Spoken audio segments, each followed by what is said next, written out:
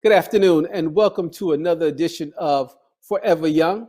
I'm your host, David Linton, and we are here to talk about the things that affect people after the age of 50. And that's why we call the show Forever Young, because age ain't nothing but a number. And so we kind of defy what people say is, seniors or old, because we are forever young. But this time we're talking about something that affects everyone. And so it's a program that a subject that we started talking about last week, and we're going to try to continue it. And we've had our guest to come back.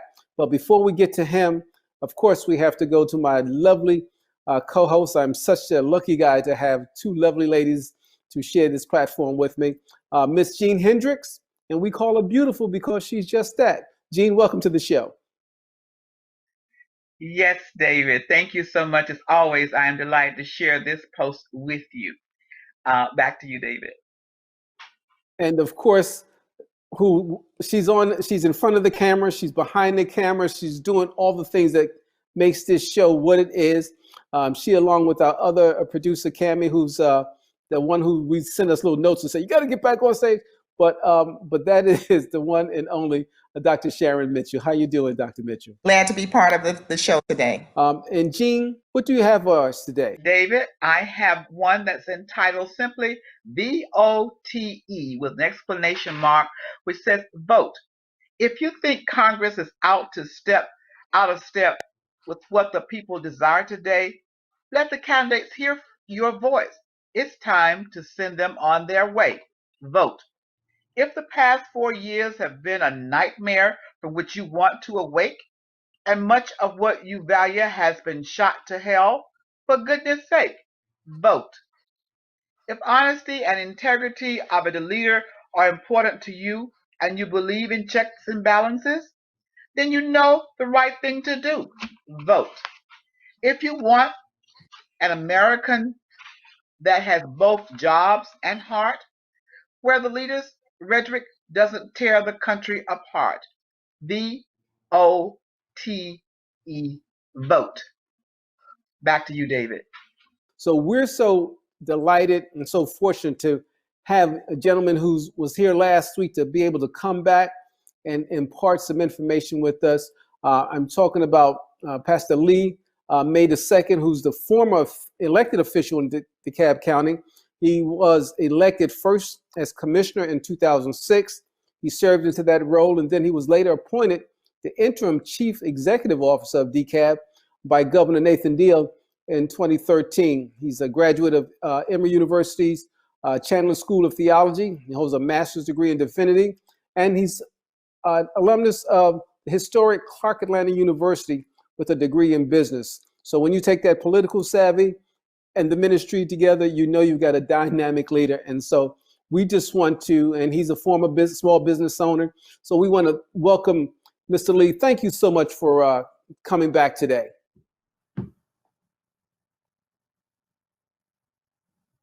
It's good to be here. It's good to be here. Love it. Love it. And Jean said that. I said, I got to put this mask on right here. Yes. Absolutely. Thank you so much for having me again. We had such a great conversation on the last show, and I'm so glad that you invited me back.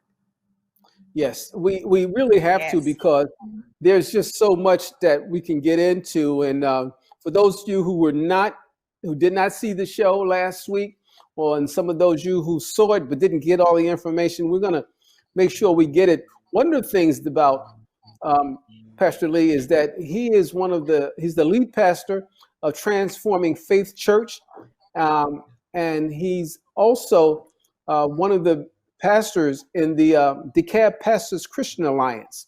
And it's an alliance that's come together so that, because the church has always had a role in our communities. I always like to say the two most important institutions are our churches and our historically Black colleges. And when you put those two together, as we're seeing embodied in the person of our guest today, you know you've got something dynamic. So first of all, I want to ask you, why is it important for pastors and the churches to get involved in this election and with the alliance? Well, I think you began to point to it. Historically speaking, the Black church has been critical to any kind of aspect of society that affects our lives. I mean, we saw it through slavery. We saw it through the civil rights movement. We see it in this era now. And even though people at times would like to diminish the role of the church and the pastor in the lives of our community at large, I would say that the church and the pastor still has a significant role in the lives of the people of this nation. And I think it's apropos that we do what Jesus told us to do in abiding by the commandments. He says to love God and love your neighbor. So many of our leaders come from the church, and our churches are strong. Absolutely. You look at Dr. Martin Luther King. When you start looking at, Joseph Flower, you think of the late Representative John Lewis. All of these are ministers whose their churches became the places where people met during the civil rights era. Those were the places. Talk about SNCC and John Lewis. They're gathering at Shaw University. So again, those two institutions have always shown their vibrance and their importance in our communities. And so as we're looking at voting this year, it's so important that we get our young people to understand the importance of voting. Some saying that our votes don't count, but they do count. And as I always like to say, change doesn't happen immediately. It happens incrementally. So you've got to make sure that you're voting in every election, because sometimes people just wait every 4 years to vote when the president runs for president. But the president is not the guy who locks your son up or puts your child in jail when they don't need to be. It's that sheriff or that police department, or your taxes are high, that county commissioner or that tax commissioner that you didn't vote for. Well, you could have had a voice in that. So there's just so many different levels of voting that we have to talk about. And so our program today is designed to just get people back into the concept of voting. There are so many ways you can vote. There's a lot of misinformation going on about voting. And so we want to make sure today that we kind of demythify voting with our guest who has some great information. So Gene, did you have a question for Mr. May? Yes, I was going to ask him specifically, how does the vote by mail work? And I have another question right after that one I'd like to ask. Well, the vote by mail works essentially like it's always worked. Just to give you a little headway, vote by mail is a safe, secure, and a viable way to cast your vote. And it has long been a way of doing that. And it works essentially by requesting your ballot. You don't have to have a reason or excuse. Request your ballot to be mailed to you.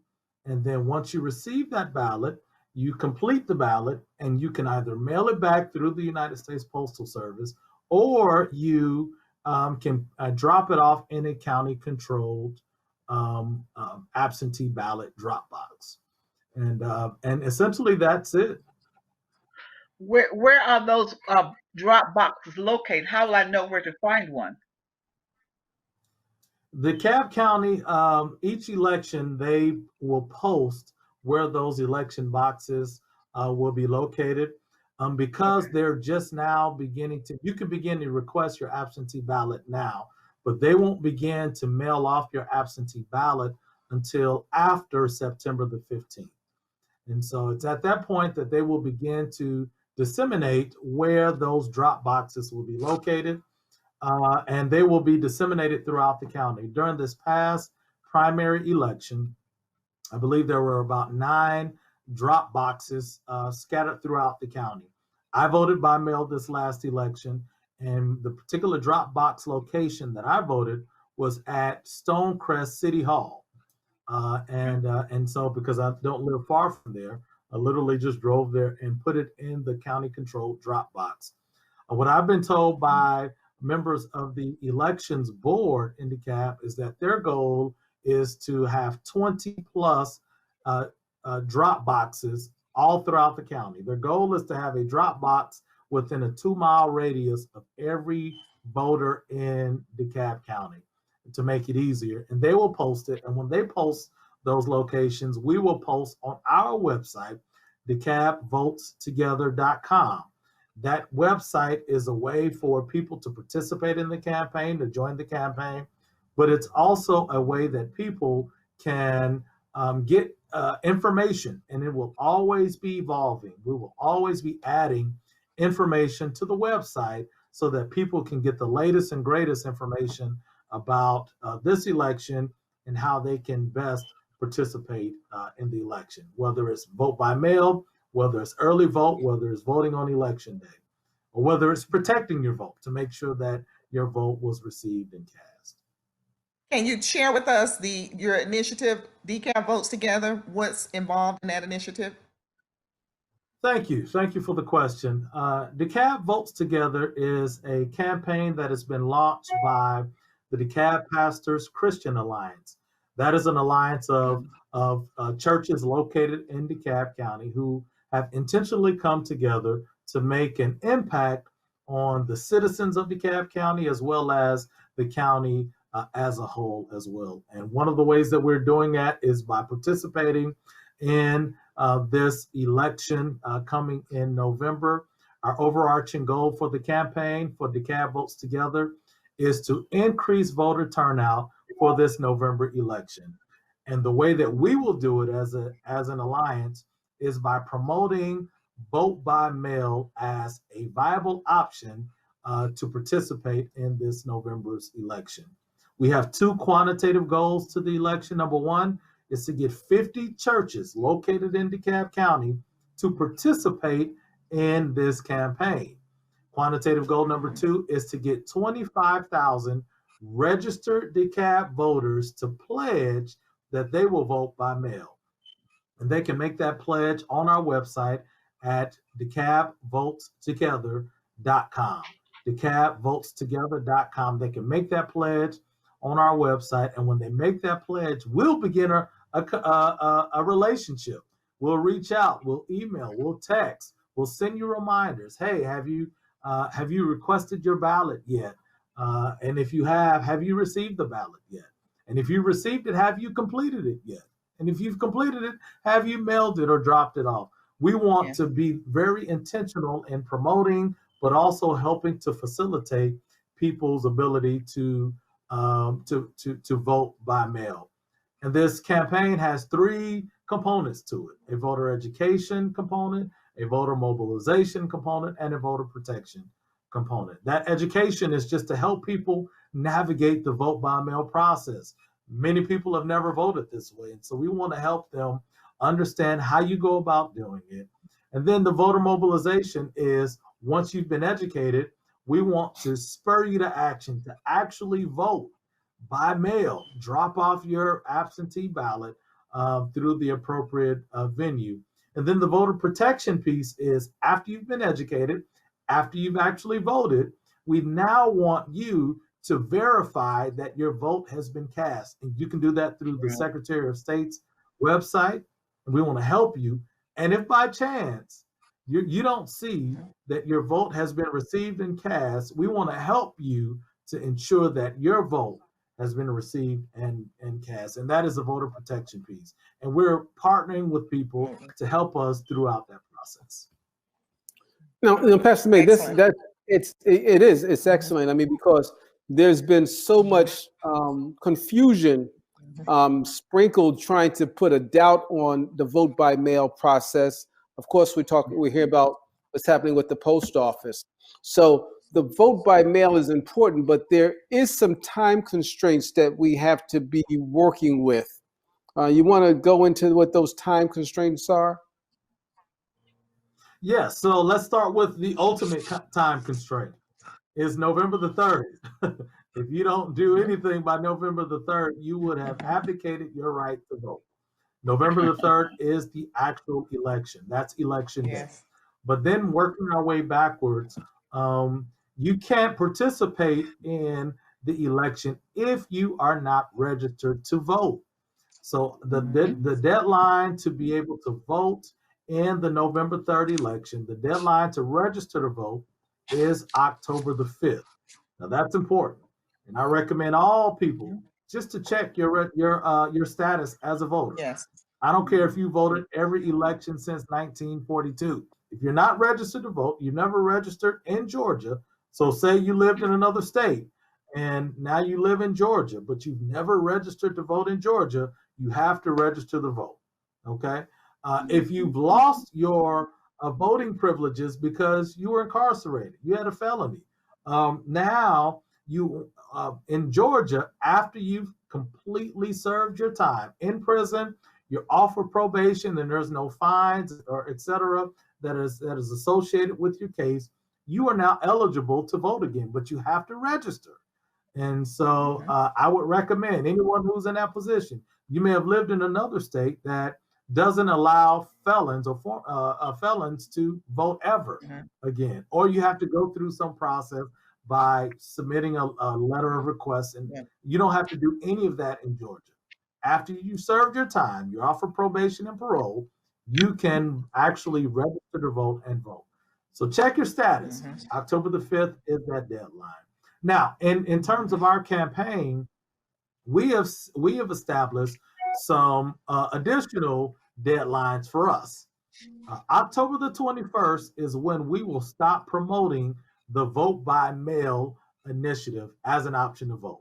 And why October the 21st? Well, with all that's going on with the United States Postal Service, with everything that the president has been saying about voting by mail, and I don't even want to get into everything that he said, which is crazy. Vote by mail is a safe, secure, and a viable option to vote, and it has always been that way. This past primary, nearly 25% of those who voted by mail. It's a time-tested and true way to vote. But October the 21st, we want to err on the side of caution. We're going to stop promoting vote by mail as an option.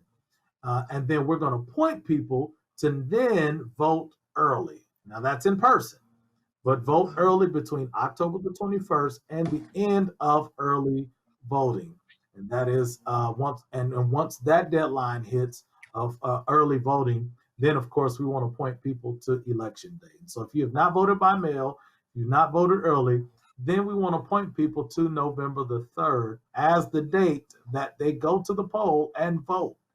We want to be very intentional about that. And we want to encourage people to vote early, whether it's vote by mail or whether it's in person, so that you can ensure that your vote has been cast and that there's no issues. So we don't have to jump in with the voter protection side of things. Can a person that is 17 years and a half years old register and then be able to vote in this upcoming election? So if you are, as long as you are 18 by the date of the election, you can register to vote at 17 and a half, but you have to be 18 by the date of the election in order to vote. So yeah, if you're a senior in high school or you know some seniors in high school and they are 17 and a half years of age, I don't know how they calculate the half. I don't know what that's about, but 17 and a half, they can register to vote and then vote, or if they're 18 by election day. Very good. Yes. Thank you. I know. I remember on my 18th birthday, that was the first thing I did. I went and registered to vote. I was just so happy I voted. First time I voted in 1976. You guys do the math. But I was just so proud. It was such a great thing. But there's something else that's going on right now. We're talking about voting, and we know that's important. But there's a parallel thing that's going on too, and that's the census. The census going on, and there has been move dates around that, and we talked about how important it is about the census. So we've said it. The three of us have been saying it. So maybe they want to hear from somebody else this time. Tell us about the census and how important it is. Well, sometimes it takes a complete stranger or somebody you hadn't heard from before to say the very same thing that you've been saying a long time for them to get it. So we don't care how they get it as long as they get it. Now, what we heard as of last week in the state of Georgia, we were the second worst state in terms of responding to the census, meaning Wow.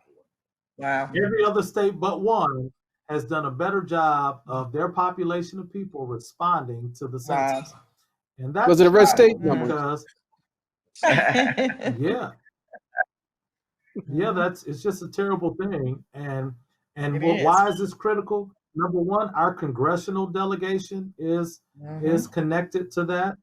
Our funding for all the things we want to do, we're talking about the roads being paved, schools being funded, all kind of social support and investments. That's all connected to the census. And so we need any and everyone. Now, I know I'm probably preaching to the choir right now, but choir, you have kinfolk. You got kinfolk who don't vote. They don't do anything connected with the government. And so I want you to really be the advocate to help people participate in the census. Well, by completing the census, it doesn't take long at all. You can do it online. You can do it via the phone. You have multiple ways that you can do. You can do it by paper, but please, please, please, we need everyone to take advantage of the census. But man, I don't want them in my business, man. I don't want them to know my business. What's up with that? I don't want them to know the government to know my business. So is their information secure? Where does it go? Well, the information is, I will say yes, this is the government. So let's be clear. If it's not secure, guess what? My information is not secure. Your information is not secure, but it is secure. I'm confident in it. And we want everyone to have confidence in it. I don't know. I mean, we're all children of God, so we're all special. But let's be clear. You're not any more special than anyone else.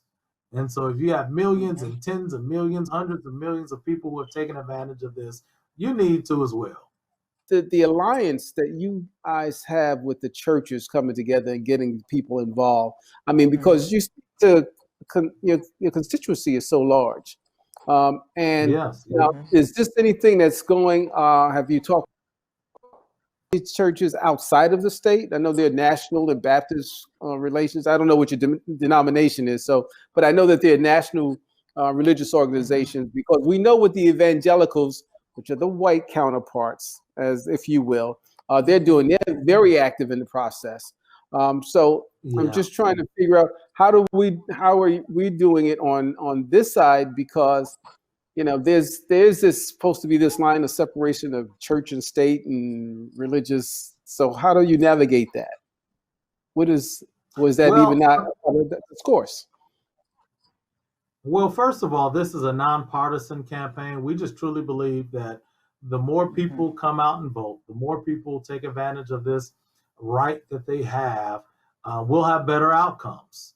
We'll just have better outcomes for our community, that we will have a representation that more adequately reflects who we are. And so that is our number one goal. I believe this campaign can be duplicated around the country. It's likely too late for that now, because the election is less than 50 plus days away. But I really believe in this as a viable way for people to vote, even outside of a pandemic, even outside of kind of our current reality. I believe that this is something that can really be taken advantage of. And so beyond this election, we'll see about that as a real opportunity moving forward. We're doing this with no funding. As a matter of fact, our church is doing the brunt of the funding for this. We're not spending a whole lot of money, but it can be done without a whole lot of funding. But can you imagine if we had some investments into a campaign such as this? We can really do wonders. So Pastor May, how can others get involved to help you? Beyond pastors, can an average person participate? Well, so a couple of ways. So I remember our two overarching goals. Number one, to get 50 churches to join. And so we need more churches. We're about halfway to that goal now. And then our second goal is to get 25,000 registered voters to pledge to vote by mail. And so everyone can do that in DeKalb. You can do that. If you're not a pastor, you can send this information to your pastor. Give them the website, DeKalbVotesTogether.com. Tell them to reach out, or you reach out on their behalf and begin that dialogue so that they can join. The more churches we have, the stronger this campaign will be, and the more likely the more likely we reach our goal, which is increased voter turnout in DeKalb. Okay, Pastor May, you said the Alliance also has other areas that you're focused on. Can you share those with this audience as well? Absolutely. So again, our overarching goal as an alliance is really impact our county, DeKalb County, and the citizens who live here, work, and play here. And so we are focusing on things like the relationship between the community and law enforcement. We meet regularly with our new police chief. She has been, Chief Ramos has been the police chief of DeKalb for less than a year. And so we are really building a strong relationship with her. And so that there can be a stronger connection between the community and law enforcement. We're doing the same thing with our newly appointed school superintendent in DeKalb, building that relationship so that we can have a school system that's strong, that can educate all of our children, regardless of their socioeconomic background as well. And so we're just trying to be really intentional about building those relationships so that we can have a tremendous impact on our county. Economic development, we want to be intentional about that as well. That's not necessarily a historical role of the church, but I believe there's very intentional and strategic things that we can do to build a strong economy in DeKalb. If the public sector is not going to come here and create jobs, I believe we could do it ourselves. I just really believe that. Absolutely. Thank you. You know what? And again, it's, if you're just tuning in, this is Hope TV. This is Forever Young. We're talking to Pastor Lee May, who's the former interim CEO of DeKalb County. And we've been talking about voting and the importance of voting and the Pastor Alliance that he's a part of.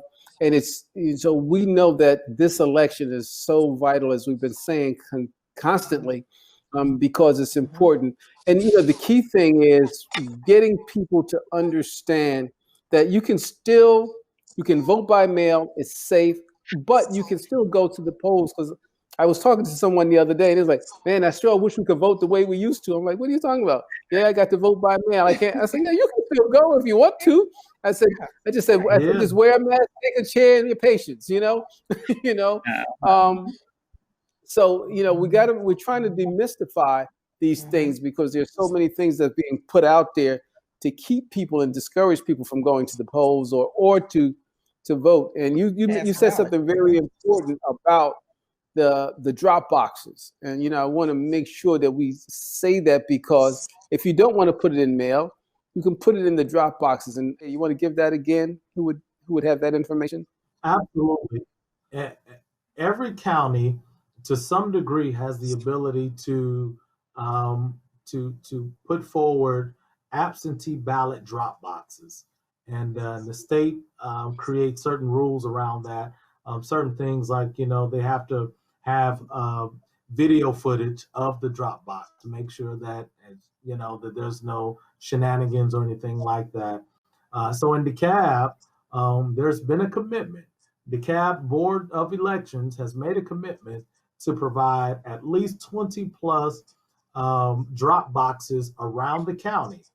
And so I don't know if they haven't made it public yet where those locations will be. But as soon as they do, you can access it on their website, but you'll also be able to access it on our website, DeKalbVotesTogether.com, so that you can know. If you don't trust the post office, that's fine. My goal is not to go down that deep road to tell you can trust or not trust it. I believe it's okay to utilize that as a venue. But if you want to err on the side of caution, you can complete your absentee ballot take that, put it in the fold in the envelope that it comes in, and drop it off at a county-controlled absentee ballot drop box. And that's just as efficient. I believe it's more efficient because it's cutting out some of the middlemen, the post office and all that. So it's you'll be able to find that as soon as it's publicized by the DeKalb Board of Registration and Elections. We'll make that available on our website as well. It will be a direct link. Yeah, so that's good information to know. I mean, again, the time always goes real fast when you're talking about something so important. But again, we want to just encourage our viewers to take the time. Now, if you got something in the mail recently, what you actually got was an application for your ballot, okay, for an absentee ballot. So if you want to fill that out, you send it in, they will send you a ballot, and then you can go through the process that Pastor May just told us. You cannot, let me repeat, you cannot vote by phone. Go ahead. Yes, please do. There's been a recent change. Yeah, there's been a recent change that I do want to highlight here. Before, you could only request your absentee ballot by mail. You would have to print out a absentee ballot request form, fill it out by hand or type it out, and then mail it back. The Secretary of State has just launched an online portal where you can request your absentee ballot all online. You no longer have to print it out, fill it out, and mail it back. That's a really good thing. There's been a lot of things that I don't agree with and I don't think are good, but this is a really good thing. And I'm just going to read the website that they can go to in order to request their absentee ballot. It is ballotrequest.sos.ga.gov. Now, the reality is, it's like the government don't want you to be able to get to the website because that's all kind of, it's not the easiest. Yeah.